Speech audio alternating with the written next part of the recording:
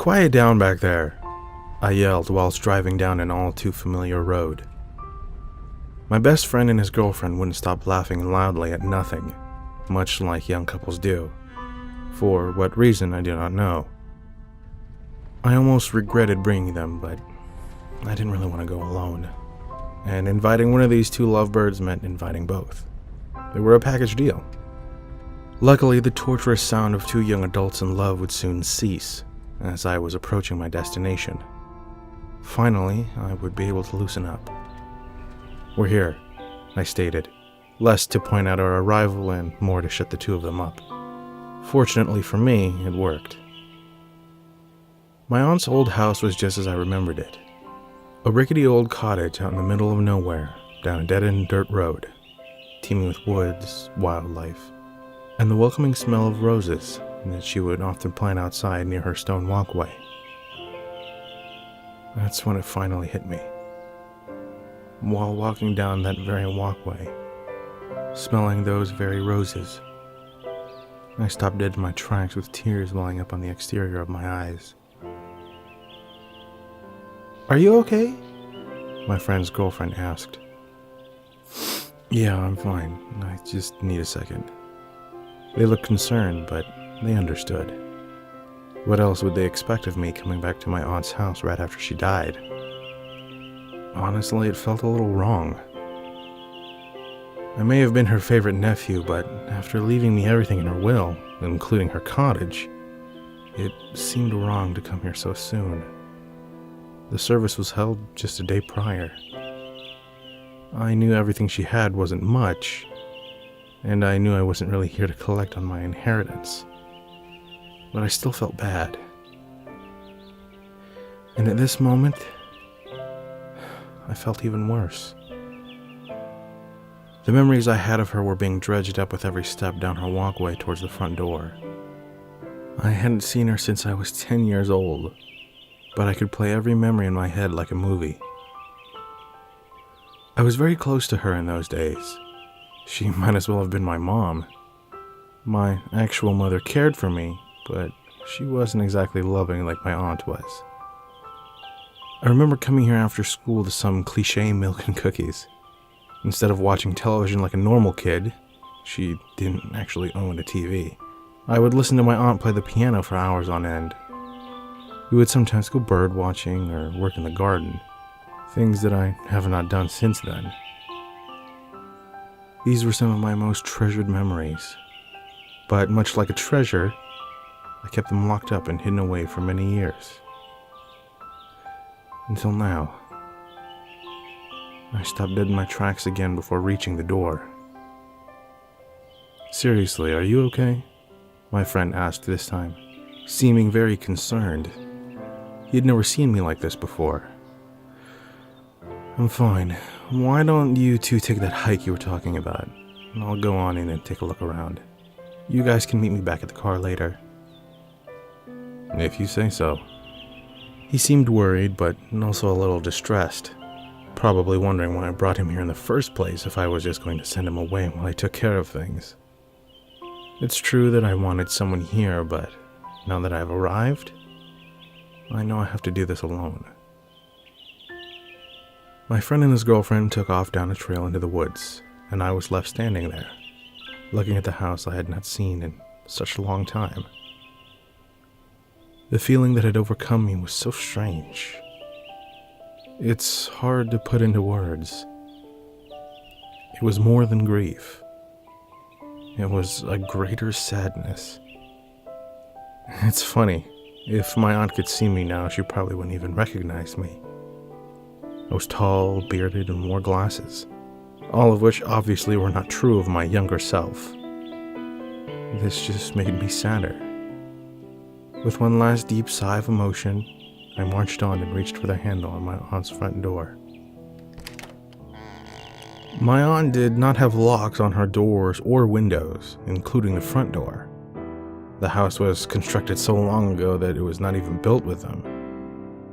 Sure, she could have had some installed since, but she wouldn't really need them out in the middle of nowhere. She brought it up one of the first times I stayed here, saying, "Trust the world. and it will set you free. When I was a kid, hearing this made me feel safe. Being full-grown and recalling this statement now, I find it very peculiar. But then again, that was my aunt for you. Unpretentious and somehow oblivious to the rest of the world around her. Honestly, I miss that part of her the most. All of these memories came back to me piece by piece as I pulled the door open. The bittersweet release I felt was interrupted when I saw the inside of the cottage. Everything, and I mean everything, was exactly in its place. It was almost as if I was a kid again, coming over after school to enjoy my aunt's company. My memories were playing out right in front of me like a nostalgic outburst of energy. I could see my aunt sitting at the piano, playing as she often would. I could see me, sitting there, eating some homemade cookies, listening intently to the music. I could see her again cooking me dinner in the kitchen, as I sat on the couch reading one of her old books. It was surreal to feel all of this at once, but I walked past my living recollections and went upstairs to see more. I stopped quickly when I reached the top of the stairs. I realized that they only led to a single door, the attic door. Although my memories were coming back to me at an exponentially fast rate, I had forgotten about the attic. I had no interest in it, and so I traveled back downstairs. I didn't know exactly what I was looking for. Maybe just a little peace of mind to put my heart at ease. Maybe just something that would let me know without a doubt that my aunt passed away peacefully. I suppose the emotion I was experiencing was guilt. Yeah, that was it. When I was just shy of 11 years old, my parents moved out of state. This is when I stopped seeing my aunt. We kind of lost touch, especially seeing as she didn't have any real means of communication out there. No phone, no computer. She didn't even have a mailbox, and the nearest post office was over 20 miles away. Being older now, I could have easily paid her a visit, and I'm sure she would have loved to have seen me. I've always thought about it, but I guess I thought she would always be here too. Unfortunately, she had a heart attack young, and with no hospital or neighbors for miles, death came knocking on her unlocked door in a hasty fashion. At the very least, this visit has put the fleeting quality of life into perspective for me. At this point, this was probably the only thing that I could take away from this place. I may just leave it here to rest in peace, having found a little bit of closure to take home with me. As I made my way down the stairs and back into the living room, I noticed something. I was in such a hurry to escape my corporeal memories that I didn't notice this before. It was the desk. The desk where my aunt would sit and write for hours at a time. She said that it helped her experience the world outside of her cottage, by writing about how she imagined and wanted it to be. The more and more I remembered my aunt, the more I could see how isolated and somewhat unstable she really was. She was odd, but I loved her just the same, even now. What I had not noticed upon entering the house was that the desk drawer was open. I looked inside and found a single sheet of paper with my aunt's handwriting on it. This is what it said. To my dearest nephew, if you are reading this, then the cold tides of death have swept me away once and for all. I know that we've not seen each other since you were a child, but I hope you still think fondly back on our time together. I was happy to look after you, and I know that you were happy to spend time with me. I don't want you to be sad or feel off-put about my death in any way. This is how it was, and in turn how it was meant to be. I will always hold you dear in my heart, even after passing, and I'm sure you'll do the same for me. I want you to live freely despite this, and enjoy each and every moment of your life, just as I did mine. I will see you again someday, and I look forward to it. Trust the world, and it will set you free. P.S. Don't go in the basement. I shed a single tear reading this passage, knowing that my aunt wanted me to find peace in this old house. The very closure I was looking for was in this desk the whole time. The elation I felt almost distracted me from the postscript at the bottom of the page. Don't go in the basement. This last sentence had just now sunk in, and I noticed how out of place it was. Don't go into the basement? Why not? Was my aunt hiding something? If so, what was it? Without further ado, I headed over towards the basement door with the letter in hand, knowing that the answers I wanted were down there. I took one last look at the letter before opening the door. Don't go in the basement. It was so perplexing to me that I just had to know why. It was most likely the ramblings of an unstable woman on the verge of death. But what could be the real meaning behind it? Why the basement? And why me? I could recall the basement from when I was younger, but I didn't remember much. I had only been down there once. My aunt was out gardening while I was inside reading one of her books. I grew tired of reading and set the book down on her desk. Soon after, I began wandering around the house out of boredom. I walked around the entire cottage rather quickly, making sure to avoid the stairs.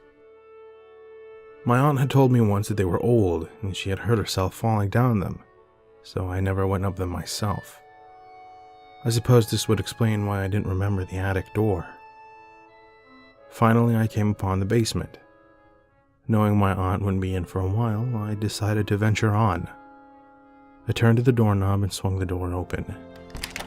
I could only see the top of the stairs descending downward into the darkness. I only hoped that these stairs weren't as rickety as the ones above. I pressed onward. When I reached the bottom of the stairs, I couldn't see a thing. I started scrambling around looking for a light. After a few moments, I found an old string light in the middle of the room. I pulled the switch, and the room lit up, however dimly. What I saw disappointed me. It was a typical basement, only smaller. Concrete walls, concrete floor, and some old wood sitting off in the corner. Probably some old floorboards left over from the house's construction. As a kid, I had hoped for something a lot more interesting, given the mystery surrounding it. I had never been down there, and my aunt never talked about it. The next thing I remember was my aunt's voice as she came down the stairs, saying, "You can't be down here." She sounded less angry and more worried, probably that I would get hurt down there. I know that I had been down there longer than that, given the usual time that my aunt spent gardening, but this was all I could remember. Maybe going down one more time would refresh my memory. Maybe this could shed light on my aunt's strange message to me as well. Just as when I was a kid, I turned the knob and swung the basement door open, revealing only the top of the stairs and the basement below, completely void of light. Instead of feeling adventurous like I had back then, I now felt nervous, repeating the words my aunt had left for me over and over again in my head, and then asking myself once more, why? I crept down the stairs slowly so as to not shake the foundation.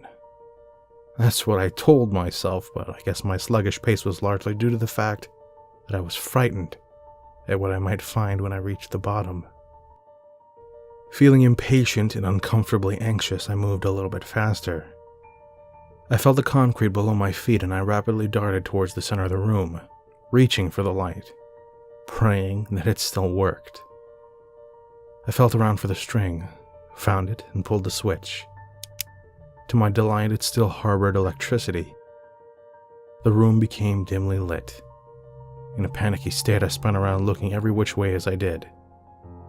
What I saw surprised me. There was nothing there. It was just as I left it when I was a kid. There were even the old floorboards left in the corner, untouched for many years. I felt relieved, but far more confused than before. Why didn't my aunt want me to come down here?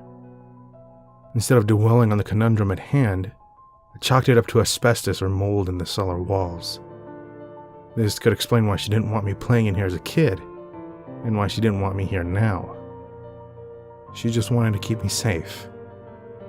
This theory made me feel better, but deep down, I knew that couldn't have been the reason for my aunt's plea. Just as I made my way to the stairs, I stopped dead in my tracks for a third time while here at the cottage. Everything was coming back to me. I could remember being here in the basement when I was younger, the same as it was now. The same, that is, except back then there was a door. A door that led to the attic.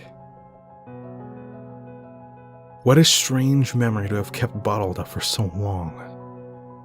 How could I have forgotten? I remember clearly finding a door down here, and upon opening it, I entered the attic. I knew it was the attic at the time because I could peer out the window and see my aunt gardening 2 stories below. I remember waving to her, but she was too busy to notice me. I remember finding it odd at the time that I went from the basement to the attic without so much as climbing a single step, but I brushed it off. After all, I was only 10, and I had no interest in getting caught up in the semantics of how a house is built. I never thought about this incident again. Until now, that is. Now, being older, I am deeply perplexed and troubled by this memory. How can a basement lead me to the attic? How? It isn't even remotely possible. I still don't remember that day very well. The details are a bit fuzzy. I can only remember looking out the window at my aunt. It must have been a dream. That is the only explanation. I must have dreamt about finding the door in the basement after going down there that day. Yes, that's it. It has to be. How else could any of this make sense? Comfortable with my new hypothesis, I decided to go back upstairs. Before doing so, I turned around to take one last look at the basement. I really shouldn't have. I really shouldn't have. There in the middle of the far left wall of the basement was the door from my memory.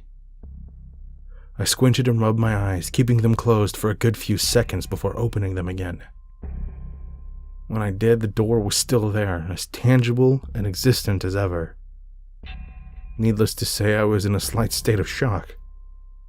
This can't be. It just can't be. I knew for a fact that the door was not there just a few moments before, and had already convinced myself that my childhood memory was nothing more than a bizarre dream. What was going on? Much like before, I knew that I had to move forward in order to satisfy my insatiable curiosity and answer the pressing questions that lay before me in the shape of a door. I had no choice. After regaining some composure and mustering up a small amount of courage, I walked, however slowly, towards the inexplicable door. My unhurried movements mirrored my hesitant and frightened exterior, allowing me to stall for a moment while I searched for some nerve to actually open the door. Unfortunately for me, the basement was small, and the space between me and the door was quickly covered in a matter of seconds, despite my slothful motion. The moment of truth was upon me. I took a deep breath, turned the knob, and pushed the door open, letting momentum take care of the rest. This was it. I might finally have the answers I had come down here for. Or should I say, up here? I couldn't be certain at this point. The only thing I was sure of was the beating in my chest. As the door opened, I became focused on nothing but my field of vision. What I was about to see would shed some light on the questions that had been raised since arriving at my aunt's house. The door creaked in an eerie manner and revealed the room behind it. Lo and behold, The room was none other than the attic. It was just as I remembered it, window and all. How can this be? The sunlight from outside came through the window and lit up the room brilliantly, leaving me awestruck. I walked forward to look outside, just to make sure that this was really happening. To make sure that this was indeed the attic, and that I hadn't gone completely crazy. After peering out the window, that question was still up in the air. 2 stories below was my aunt's yard. The grass was as green as ever, and the sky was as clear as day. Everything was so vibrant. I looked over at my aunt's garden, and to my surprise, there was a person there.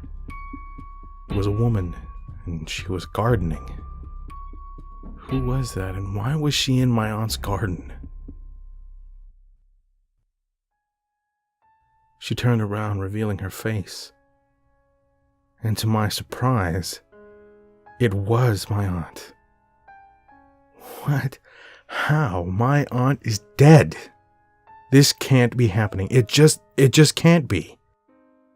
My private rant was interrupted by the sound of footsteps behind me. Startled, I remained frozen in place. "Who are you?" I heard echo off the attic walls. It sounded like a kid's voice. I turned around to face the voice. What I found was unsettling. It was my 10-year-old self, standing just 20 feet away from me, asking who I was. My mind was in such a delirious state by now that I didn't even question the out-of-place occurrence standing before me. I decided to converse with myself. "I'm a friend." That's all I could think to say. "You're a friend of my aunt's?" he asked innocently. I had forgotten how curious I was as a child. "Yeah, a very dear friend." My younger self walked over to look out the window where I was standing. I stepped aside to let him do so. He saw our aunt outside gardening below and waved at her. She didn't notice. "Do you have an aunt?" he asked while looking straight up at me. "Yes, but she passed away," I said. "I'm sorry to hear that." I also had forgotten how polite I was as a child. I guess my aunt taught me that. "Listen to me. I know it's hard for you to understand right now, but someday your aunt will pass away too. I want you to spend as much time as possible with her and visit her whenever you can. You mean the world to her, and you will regret it later on if you don't make an effort to be with her now, while you still can."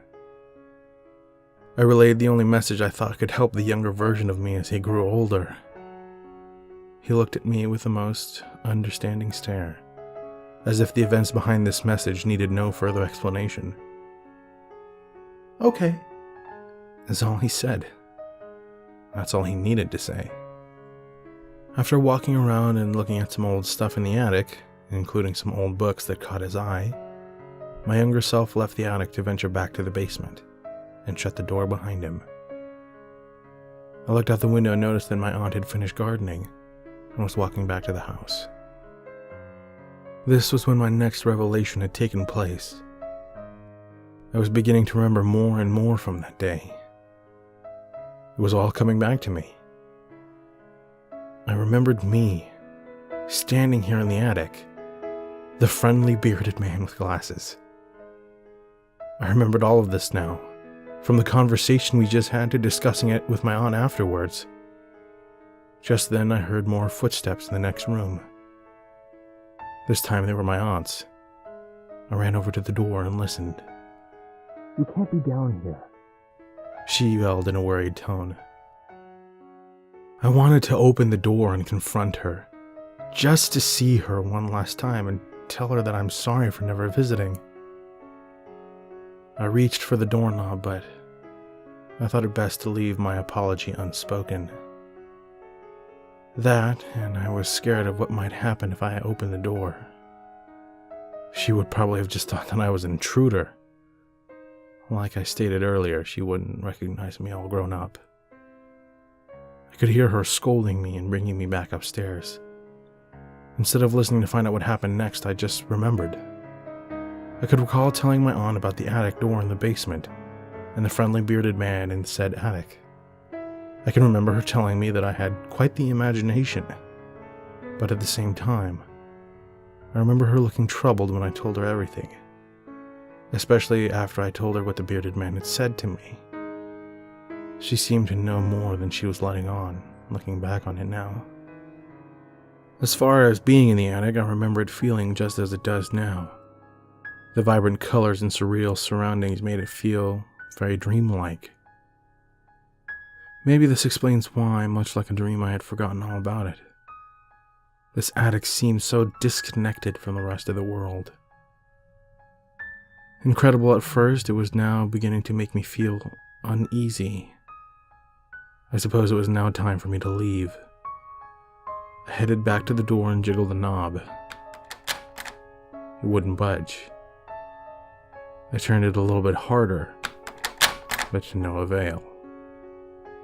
I began to feel a wave of terror consume me. This didn't make any sense. The doors in my aunt's house had no locks. Then again, nothing else made sense up until this point either. I backed up a little and ran into the door. It remained unmovable. I did this a few more times for good measure. Nothing happened. Feeling weary, I sat down and took a breather. Maybe if I just relax and rest my eyes, I can... Before I knew it, I had fallen asleep. The otherworldly properties of this room may have attested to this. A good couple of hours must have passed before I awoke. I opened my eyes gradually, rubbing them as I did. In a half-asleep daze, I took a look at my surroundings. I was still in the attic. I jolted up, now fully awake, and tried the door again. It would not give in, even still. What was I going to do? My thoughts were interrupted by audible footsteps and voices in the house. It was my friend and his girlfriend. I almost forgot that I had brought them here with me. I was saved. In a relieved stupor, I began calling out to them. It became quickly apparent, though, that they could not hear me from wherever I was. I could hear them walking around, calling out my name. I increased my volume and started banging on the door. "I'm in here, guys!" I yelled, still not knowing whether I was below or above them. They still couldn't hear me. I began to panic. I started screaming at the top of my lungs and banging as hard as I could on the attic door. I still received no response. With a dead voice and pained hands, I simply gave up. I put my back against the wall and slid down to a sitting position, with a few tears streaming down my face. I just sat there and listened as my friend and his girlfriend conversed from within the house. Where could he be? He said he would meet us back at the car, and he wasn't there. If he's not here in the house, then where else could he be? My friend asked his girlfriend. Did you try the basement? She asked. Yeah, there's nothing there but some old floorboards. What about the attic? She asked. I tried there too. It's just filled with a bunch of old, dusty antiques. We'll have to call the police and have them look for him too. He must have gotten lost in the woods looking for us. I appreciated my friend's girlfriend's efforts, but I knew they would heed no results. As they made their way out of the cottage, my heart sank. If he had already been in the basement and the attic, then where was I? My mind was racing. I came here for answers, and I found none. Instead, I'm trapped in the attic for what I can only guess will last an eternity. I quietly sobbed in the corner when I remembered something. As a kid, I looked at some old books up here. I could only remember the title of one of them. It was called A Rough Guide to Witchcraft. I remember finding the book to be an odd part of my aunt's collection, just as I do now. I jolted up once more and began looking through some of my aunt's old books. I started throwing them all over the place until I came across the one I was looking for. Yes, here it was. I still don't know why I thought it would help, but I was so desperate that anything seemed like a light at the end of the tunnel now. I opened it up and read the preface. The spells in this book are to be followed precisely. If even one step is not followed properly, you could potentially open a can of worms so horrific and convoluted that it may never shut again, and you will bear the consequences of your failure. Use these spells at your own risk. The odd nature of the preface loaded my nerves with a sense of worry. I was not liking where this was going. Before turning the page, I noticed the old lace bookmark, usually hanging from the book, was inside. I opened up to the page and read aloud. Chapter 8. Horticulture.